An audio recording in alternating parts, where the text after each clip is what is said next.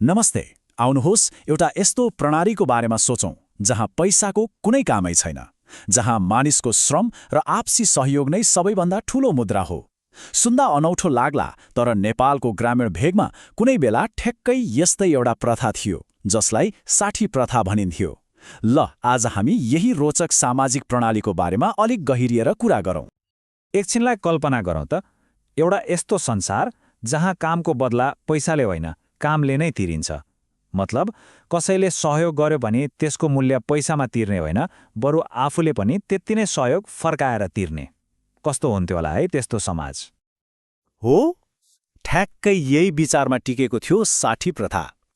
यो एउटा यस्तो सामाजिक व्यवस्था हो जुन आपसी विश्वास र एक अर्कालाई गर्ने सहयोगको जगमा बनेको थियो। यहाँ मानवीय प्रयासको मतलब श्रमको सिधै साटासाट हुन्थ्यो। आजको यो विश्लेषणमा हामी सबैभन्दा पहिले त यो पैसा बिनाको प्रणाली वास्तवमा के रहेछ भनेर बुझ्नेछौँ। त्यसपछि यो कसरी काम गर्थ्यो र गाउँका मानिसहरूको लागि किन यति धेरै महत्त्वपूर्ण थियो भनेर हेर्नेछौँ। अनि समयसँगै यो प्रथा किन हराउँदै गयो र अहिले यसको के कस्तो असर बाँकी छ त, त्यो पनि खोतल्नेछौँ। ल, अब सबैभन्दा पहिले यो प्रणालीको एकदमै आधारभूत कुरालाई बुझ्ने प्रयास गरौँ है। कुनै पनि आर्थिक लेनदेन बिना केवल श्रमको विनिमयमा एउटा समाज कसरी चल्न सक्थ्यो होला? यो साँच्चै नै सोच्नुपर्ने कुरा हो।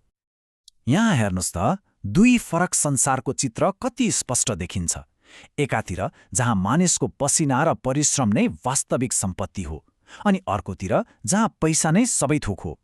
साठी प्रथा भनेको चाहिँ श्रमलाई नै सर्वोपरि मान्ने संसार थियो, जहाँ पैसाको खासै महत्त्व थिएन। त्यसो भए प्रश्न उठ्छ, यो प्रणाली व्यवहारमा कसरी काम गर्थ्यो त? के थिए त यसका नियमहरू? आउनुहोस् अब त्यही कुरा बुझौँ। यो प्रणाली एकदमै सरल तर निकै शक्तिशाली अलिखित नियममा चल्थ्यो।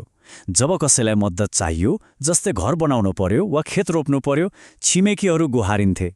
सबै मिलेर काम सक्थे र सबैभन्दा महत्त्वपूर्ण कुरा, भविष्यमा जसले सहयोग लिएको हो उसले ठ्याक्कै त्यति नै मद्दत फर्काउनु पर्थ्यो। यही नै यसको मूल आधार थियो। यी नियमहरूले त्यो बेलाको सामाजिक सम्झौताको कथा भन्छन्। समानता, अतिथि सत्कार र सङ्गठित सहयोग, यिनै कुराहरू यसका मुख्य शक्ति थिए। जस्तै सहयोगको बदलामा पैसा लिने दिने त कुरै थिएन, बरु जसले सहयोग लिन्थ्यो उसले सबैलाई मिठो मसिनो खुवाउने व्यवस्था गर्थ्यो। यो एक किसिमको सम्मानको प्रतीक थियो। अब हामी हेरौँ कि कसरी यो प्रथा केवल एक आर्थिक लेनदेनमा मात्रै सीमित थिएन, बरु यो त गाउँका मानिसहरूको जीवन र संस्कृतिको एउटा अभिन्न अङ्ग नै बन्न पुगेको थियो। ल हेर्नुहोस् त, यो अङ्कले के भन्छ? 0 मतलब 0। यो के को 0 हो? यो हो एउटा सिङ्गो घर बनाउन वा पुरै खेतको बाली भित्राउन लाग्ने पैसा हो। साठी प्रथामा यी ठूला काम गर्नलाई 1 रुपियाँ पनि नगद चाहिँदैन थियो। अचम्म लाग्दो कुरा होइन त? भन्नुको मतलब यो प्रणालीले आर्थिक फाइदा मात्र दिएन, यसले त सामाजिक बन्धनलाई यति बलियो बनायो, मानिसहरूबीच विश्वास र एकताको भावना जगायो, जुन कुरा पैसाले किन्न सम्भव नै छैन। यो प्रथाको बारेमा एउटा निकै सुन्दर भनाइ छ। यो पैसा मैत्री होइन, बरु मानव मैत्री प्रणाली हो। यो एउटा वाक्यले नै यसको सम्पूर्ण सार बताउँछ, होइन र? तर यति सुन्दर र मानव मैत्री व्यवस्था आज लोप हुने अवस्थामा छ। आखिर यस्तो किन भयो त? आउनुहोस् यसको पछाडिका मुख्य कारणहरू के रहेछन् खोजौँ। पहिलो र सायद सबैभन्दा ठूलो कारण हो नगदमा आधारित अर्थतन्त्रको विस्तार। बिस्तारै मानिसहरूले श्रम साट्नुको सट्टा ज्यालामा कामदार लगाउन थाले। पैसाको चलन बढेपछि साठी प्रथाको चलन घट्दै गयो। दोस्रो कारण, गाउँका युवाहरू कामको खोजीमा विदेश जान थाले।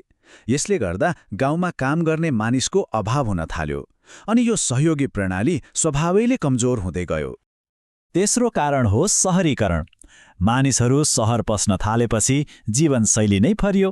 सहरको व्यस्त र अलि आत्मकेन्द्रित जीवनमा गाउँको जस्तो सामाजिक बन्धन र एक अर्कालाई सहयोग गर्ने फुर्सद र भावना दुवैमा कमी आयो। र अन्तिम कारण हो आधुनिक प्रविधिको आगमन। गाउँ गाउँमा ट्र्याक्टर, थ्रेसर र अरू मसिनहरू पुगे।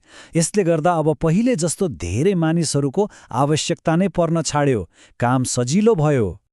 यति धेरै परिवर्तनका बावजुद पनि के यो परम्पराको कुनै अवशेष आज पनि बाँकी छ त? आउनुहोस् वर्तमान समयमा यसको विरासत र प्रभाव कस्तो छ हेरौँ। राम्रो कुरा के हो भने यो प्रथा पूर्ण रूपमा हराइसकेको छैन। अझै पनि नेपालका केही दुर्गम गाउँहरूमा विशेष गरी बाली लगाउने वा काट्ने बेलामा अनि विवाह, व्रतबन्ध र मलामी जस्ता ठूला सामाजिक कार्यहरूमा यसको झलक देख्न पाइन्छ। यो तुलनाले एकदमै स्पष्ट रूपमा देखाउँछ कि हाम्रो समाज कसरी एक अर्कामा निर्भर प्रणालीबाट पैसा र मसिनमा निर्भर प्रणालीमा सरेको छ। पहिले जहाँ श्रम र सामुदायिक बन्धन बलियो थियो, अहिले पैसा र मसिनमा निर्भरता बढेको छ।